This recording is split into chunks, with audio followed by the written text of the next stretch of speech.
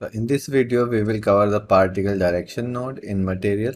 So this is the node, and what it does actually, it gives you the information of the particle position in the world.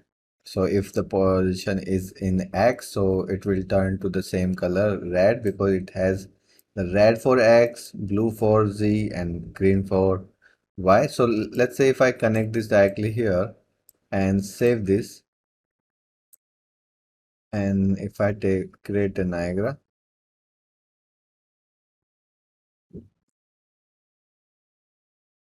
so in Niagara, if I delete all these things, like these things, and I have just velocity and maybe just linear, so particles are just going like on Z direction. So if I use this material, this particle direction material in Niagara, that is compiled. So see, it is now blue. See this axis indicator here. So this is blue. And if I use the velocity on Y, X or Y, it is green on Y and it is red on X. So if I use now point velocity, just maybe 100 or 200 and increase the particle rate, you can see the particle color according to the position, the direction actually in the world. And what is the use and why it is there? Actually, I would say because this node is older than the Niagara. Niagara is just 2, 3 years old. So this node was useful in Cascade, but in Niagara we can do these things without this node also. I'll do that also. But now if I mask this and I just take the blue channel, that is the Z axis, and I connect this here, see what happens now. So now you see from the center particle, all particle going to the positive Z are white and negative Z are black. And you can also use that for the opacity. So let's say if you have particle color in here to change the color, and this thing is in opacity, I'll save it.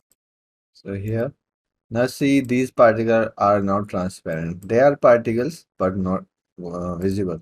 So if I create a new label and drag this particle system here, you can see now if I'm selecting, they are particles but they are not visible because there is black color. So this is the use of what it does. And what I'm saying that you can do the same thing in Niagara. So we really don't require this node. I don't know if people using this node somewhere, but I never use it in my FX. So you can do the same thing. So like I'll show you one more time. So if you this is connected here and I'll save it. So it shows you that those colors, and like say if you have more color noise, sorry,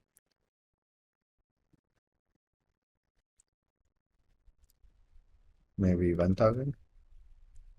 So you can see these things happening, or maybe even less. And you can do the same thing in Niagara without that node.